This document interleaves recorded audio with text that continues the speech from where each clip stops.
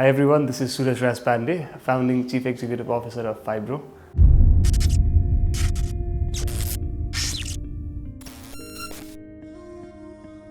कथा प्रेरणाको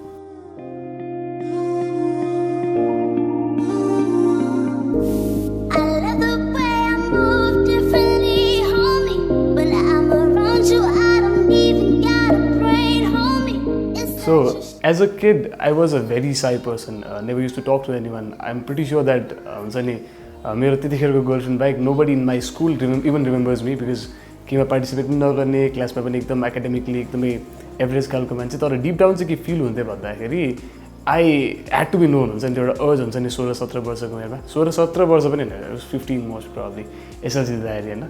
so I had this deep down urge to be known, to do something. अनि बाहिर गएर आफ्नो नाम बनाउँछु, केही गर्छु भन्ने चाहिँ एकदम ठुलो चिल थियो होइन.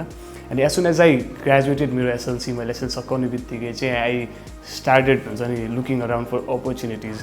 I come from a very middle class family हुन्छ नि, विथ नो बिजनेस कनेक्सन अरू मेबी लाइक हुन्छ नि कोही गड फादर्सहरू नभएको फ्यामिलीबाट आएको मान्छे होइन.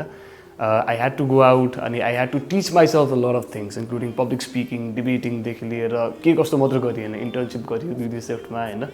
अनि I was also trying my luck in cricket which unfortunately I could not succeed in. So गर्दाखेरि चाहिँ all I wanted to do when I started was to be known, to be distinguished. मान्छेले यसले के गरेछ है भन्ने खालको मात्र पार्न मन थियो. So that is how my journey started हुन्छ नि, by learning and feeling and growing and learning again, relearning learning गर्दै चाहिँ I started my journey. To be very honest I feel very very blessed एक हिसाबमा चाहिँ कि at a very early age I go to work with हुन्छ नि the brightest minds of the country, with the brilliant people that हुन्छ नि still surround me. अनि उहाँहरूको गाइडेन्सले, मायाले, सपोर्टले होइन गर्दाखेरि चाहिँ I come this far. The still a lot to go अझै पनि होइन. तर हुन्छ नि फाइनली जर्नी स्टार्टेड भन्ने कुरा चाहिँ त्यहाँबाट स्टार्ट भयो भनौँ न.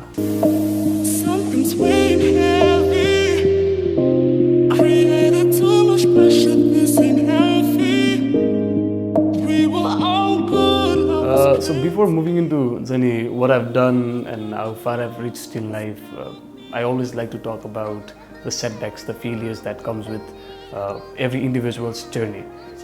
So having come from a very middle class family and एकदम limited resources, अनि हुन्छ नि मसँग पर्सनली त I had zero skills. I couldn't even speak properly. एक टाइममा गएर चाहिँ I remember going to a club named Spark Club for the first time. And there were these amazing people, 70, 80, 90 people inside one room. And everyone was so like khatra, एकदम time पाराले confident भएर बोलिरहेको थिएँ. And then my turn came introduce गराउने and I could not even speak properly. So म त्यो level of स्किलबाट आएको मान्छे होइन. Obviously I had to face a lot of setbacks, a lot of failures. कहिले हुन्छ लाइक अझै पनि फिल हुन्छ कि हन्ट भइरहेको हुन्छ भित्रभित्र दिमागमा चाहिँ अझै पनि त्यो सेटब्याक्सहरू, त्यो फेलियर्सहरूको कारणले गर्दाखेरि. But it has also become a very nice learning opportunity for me. हुन्छ नि कसैले भनेको थियो, I think it was Albert Einstein, if you fail for 9,999 times you not just failed but you have discovered which that हुन्छ नि त्यो काम नगर्ने तरिका चाहिँ डिस्कभर गरे भनेर चाहिँ उहाँले भन्नुभएको थियो. मेरो लागि पनि धेरै इन्स्टेन्सहरू त्यस्तै भएको थियो. फेलियर्सहरू टन्नै थियो, तर त्यो फेलियर्सहरू चाहिँ के कुरा काम गर्दैन, के कुरा काम लाग्दैन, यो कुरा चाहिँ गलत छ भनेर बुझ्ने मौका मेरो लागि धेरै भएको थियो.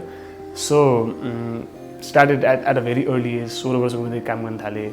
हुन्छ नि इन्टर्नसिप्सहरू गर्ने, भलन्टियरिङ गर्ने, अनि विभिन्न हुन्छ नि लाइक अर्गनाइजेसनहरूमा गएर काम गर्ने, यताउता गर्दै I happen to learn a lot of essential life स्किल्सहरू त्यतिखेर नै. अर्गनाइजेसनमा टिमसँग बसेर काम कसरी गर्ने, कम्युनिकेट कसरी गर्ने, अनि एकदम एसेन्सियल कुरा भने चाहिँ मैले सेल कसरी गर्ने भन्ने कुरा पनि भेरी अर्ली एजमा सिकेँ. त्यही कारणले गर्दाखेरि चाहिँ my journey has been a little easier so far होइन. सो या सबैजनाको लाइफमा एकदम धेरै प्रब्लम त आइहाल्छ होइन. सेटब्याक्सहरू धेरै हुन्छ, फेलियर्सहरू धेरै हुन्छ. स्पेसली यङ मान्छेहरूलाई चाहिँ यो एकदम धेरै फिल हुन्छ किनभने वी टेन टु ड्रिम एकदमै हायर, but you know the journey is very very tough. अनि अचिभ नहुँदाखेरि चाहिँ कहिलेकाहीँ चाहिँ सो नराम्रो लाग्ने अनि हुन्छ नि दिगदार लाग्ने हुन्छ. I face that as well. अनि I still face that to be very honest होइन. तर like every morning I wake up, smile, and then get back to work because I know that's the only way that works. This ain't healthy. We were all good, love was plenty. So, like any other teenager, as soon as I completed my +2, I wanted to go abroad and get admissions into my dream university, which I got पनि तर यहाँ चाहिँ भर्खर Trump आउनु भएको थियो अनि त्यसपछि अमेरिकामा ट्रम्प आउनु भएको थियो अनि मेरो भिजा चाहिँ रिजेक्ट भयो, धेरैचोटि रिजेक्ट भयो अनि त्यसपछि I had no other choice rather than to stay back हैन अनि स्टे ब्याक गर्दा गर्दै चाहिँ at this sense of guilt पनि के कि all my life I worked on myself, I wanted to get into my dream university तर लास्टमा गएर चाहिँ आई कुड नट हैन सो के गर्ने त अनि रिस पनि उठिरहेको थियो, एकदम धेरै गिल्टी पनि फिल भइरहेको थियो होइन and then I started exploring for अपर्च्युनिटिजहरू कि एकदम राम्रो अपर्च्युनिटिजहरू हुन्छ नि so I started travelling abroad for conferences सेमिनार्सहरू नेपाललाई रिप्रेजेन्ट गरेर होइन अनि त्यही बेलामा चाहिँ मैले धेरै कुरा थाहा पाएँ कि हाम्रो देशमा धेरै कुरा भएको छैन भनेर क्या होइन सो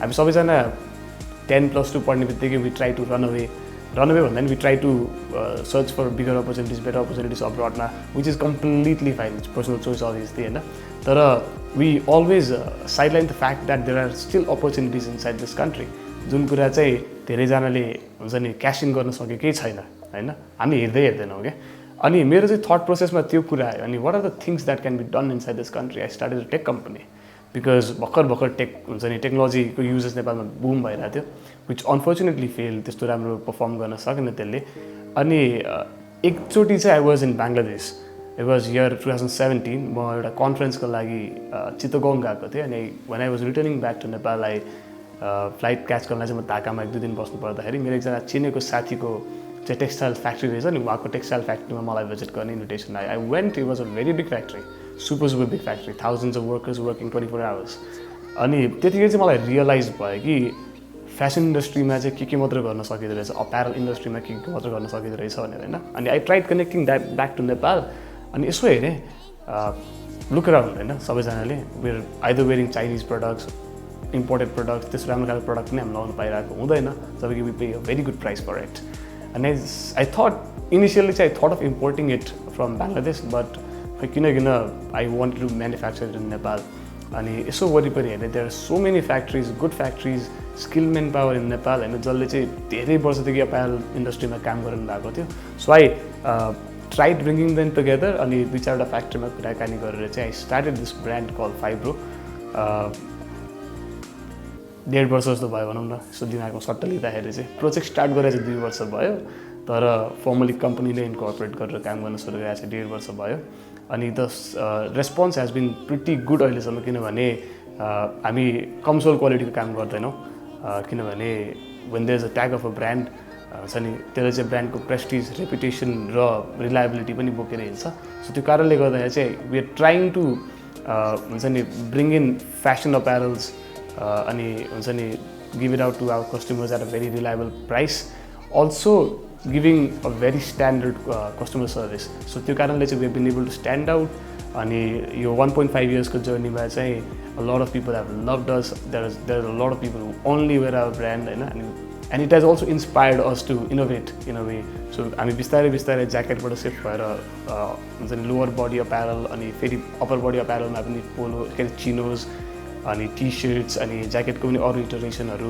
होइन अनि हुडिज अनि स्वेट सर्ट्सहरू काम गरिरहेको छौँ we also trying to bring in trench coat जुन चाहिँ एकदम हाई एन्ड फेसन एक्सेस के अरे प्रडक्ट्सहरूमा पर्छ होइन त्यो सबै कुराहरू चाहिँ we trying to bring in बिस्तारै having said that again that was the brighter side of the story होइन तर there is also some darker side of the story नेपालमा काम गर्न एकदमै नै गाह्रो छ यहाँको गभर्मेन्टको पोलिसी पनि खासै धेरै क्लियर छैन अनि अल्सो अब अप्यारल इन्डस्ट्रीमा काम गर्दा एउटा मेजर च्यालेन्ज चाहिँ के हुन्छ भन्दाखेरि if you are a Nepali brand it's very hard to be trusted by your customers किनभने नेपाली ब्रान्ड भन्ने बित्तिकै लो क्वालिटी होला तर एकदम धेरै महँगो होला भन्ने जुन स्टिरियोटाइप छ त्यो चाहिँ हामीले एकदम धेरै फेस गर्नु परेको थियो होइन so there were days when you sold हुन्छ नि हन्ड्रेड्स अफ प्रडक्ट्स पनि वर्थ मिलियन्स अफ रुपिज पनि मन्थ्स होइन अनि there were months when we could not even sell 1 single unit किनभने त्यो स्टिरियोटाइपले गर्दा त्यसलाई ब्रेक गर्न एकदम धेरै गाह्रो अनि त्यस्तै त्यस्तै च्यालेन्जेसहरू फेस गऱ्यौँ कतिपय टाइममा त म आफैले बसेर मेरो कस्टमर्सहरूलाई चाहिँ so this is a good product तपाईँ सिलाइ हेर्नुहोस् तपाईँ फ्याब्रिक हेर्नुहोस् तपाईँ यो हेर्नुहोस् यसको फङ्सनालिटी युजेबिलिटी हेर्नुहोस् भनेर होइन इन्डिभिजुअल कस्टमरलाई फकाइ फुल्लाई सबै कुराहरू बुझाएर उहाँहरूलाई चाहिँ सेल गरेका छौँ अनि those customers have come back हुन्छ नि पछि आफ्नो साथीहरू फ्यामिलीहरू लिएर आएर सो च्यालेन्जेसहरू छ धेरै नै एकदमै धेरै छ तर गिभन द्याट अपर्च्युनिटिज पनि एकदम धेरै छ किनभने मार्केट यस्तो ठुलो छ कसैले ट्यापै गर्न सकेको छैन Something's weighing heavy. Created too much pressure, this ain't healthy. We were all good, love was plenty. Now look at the cause, love has down me.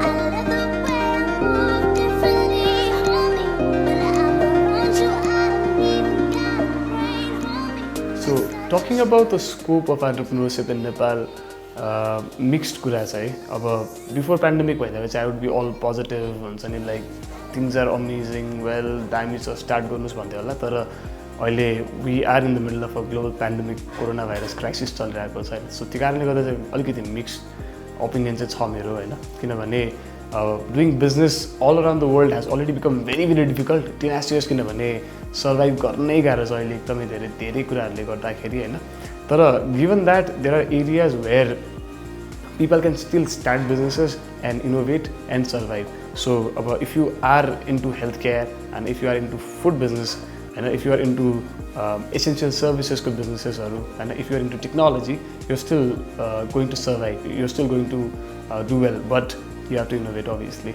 अब नेपालको कन्टेक्स्टमा हेर्ने भने चाहिँ अलिकति गाह्रो चाहिँ यहाँ छ किनभने पोस्ट पेन्डेमिक चाहिँ मान्छेहरूको पर्चेसिङ पावर प्यारिटी एकदमै धेरै घटाएको छ मान्छेहरूसँग कल्तीमा पैसा छैन त्यो कारणले गर्दाखेरि चाहिँ अब हुन्छ नि बिजनेसहरूले पनि पैसा पाइरहेको हुँदैन तर त्यसले चाहिँ कम्प्लिटली बाटो बन्द चाहिँ गरेको छैन होइन it has opened up an opportunity for entrepreneurs it's a kind of challenge पनि होइन to think of a way to reach out to their customers and at the mean time also persuade them to buy यो सर्भिसेसहरू so यो कुराहरू तपाईँले गर्न सक्नुभयो भने चाहिँ I think it's very very good so हुन्छ नि if you are a very young aspiring entrepreneur who is like about to start हैन अलिकति ले ब्याक गरेर हैन अलिकति आफ्नो स्किल्सहरुमा वर्क गरेर अनि नयाँ नयाँ स्किल्सहरु सिकेर हैन अझै मार्केट मजाले स्टडी गरेर अनि एकदम इनएक्सपिरियन्स्ड हुनुहुन्छ कामै गर्नु भएको छैन भने चाहिँ एक्सपिरियन्स मान्छेसँग बसेर काम गरेर अथवा फर्ममा अर्गनाइजेसनमा गएर काम गरेर हैन अलिकति रियल लाइफ एक्सपिरियन्स लिएर अगाडि बढ्ने मौका पनि हुन सक्छ किनभने थिङ्स हेभ स्लोड डाउन हैन so you don't have to rush यो टाइममा चाहिँ so you can work on yourself you can work on your skills अनि you can prepare yourself एकदम मजाले बेटर अनि if you are in ideation phase आफ्नो आइडियामा अझै धेरै काम गर्न सक्नुहुन्छ लाइक अब हुन्छ नि यो पोस्ट पेन्डेमिक चाहिँ हामीले धेरै बिजनेसहरू चाहिँ फेल भएको देखिरहेछौँ किन भन्दाखेरि धेरै बिजनेसेसको बिजनेस मोडलमा अनि उहाँहरूको आइडियाजहरूमा चाहिँ क्राइसिससँग कसरी डिल गर्ने भन्ने कुराहरू चाहिँ उहाँहरूले त्यस्तो राम्ररी स्टडी पनि गर्नुभएको थिएन अनि इन्कर्पोरेट पनि गर्न सक्नु भएको थिएन तर तपाईँसँग चाहिँ त्यो अप्सन छ वेयर यु क्यान एक्चुअली हुन्छ नि इन्कर्पोरेट क्राइसिस म्यानेजमेन्टको कुराहरू पनि यो आइडियाज एन्ड बिजनेस मोडल जसले गर्दा चाहिँ तपाईँको बिजनेसको सस्टेनेबिलिटी रेट चाहिँ एकदम मजाले बढेर जान्छ so that's my takeaway message for all the हुन्छ नि यङ अस्पायरिङ एन्टरप्रेन्योर्सहरू भनौँ न young people out there Something's weighing heavy. Created too much pressure, this ain't healthy. We were all good, love was plenty. Now look at the cause, love has down me. I love the way I move differently, homie. But I'm the one you I don't even got a brain, homie. It's such a shame. You should be a cool foodie. But I still wanna see you pay, boy. Everything gon' there are few things that I live by in my life. यो कुराहरू चाहिँ मैले पहिला पनि आफूमा incorporate गरेर राखेको थिएँ अहिले पनि छ भविष्यमा नि हुन्छ जस्तो लाग्छ होइन फ्यु थिङ्स नम्बर वान भने चाहिँ wherever you are, whoever you are, whatever you want to do in life, always keep on learning.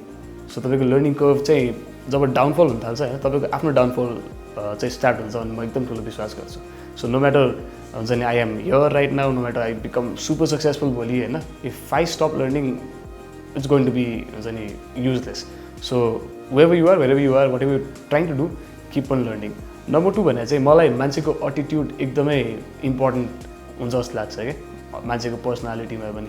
So होइन, if you are not humble, if you are very very arrogant होइन, if you do not respect others, मलाई चाहिँ अलिकति त्यस्तो मान्छेहरू परेको जस्तो मलाई लाग्छ. And pretty sure a lot of people don't like such people पनि होइन. So also work on your personality हुन्छ नि. Try and be very polite, try and be very humble होइन. सकेसम्म चाहिँ एरोगेन्ट नहुनुहोस्, because you need the support of a lot of people to be successful in life. If you're arrogant, you're going to be alone, and if you're alone, chances are you might never succeed. So, आफूलाई manage गर्नुहोस्, आफ्नो पर्सनालिटीलाई manage गर्नुहोस्, keep learning, keep growing, and never stop learning, and never stop hustling. हार्डवर्कको चाहिँ option कहिले पनि हुँदैन. So no matter you how much you think smart काम गरेर चाहिँ म सक्सेसफुल हुन्छु होइन. एक लेभलसम्म काम गर्छ, तर यु गट अ ग्राइन्ड.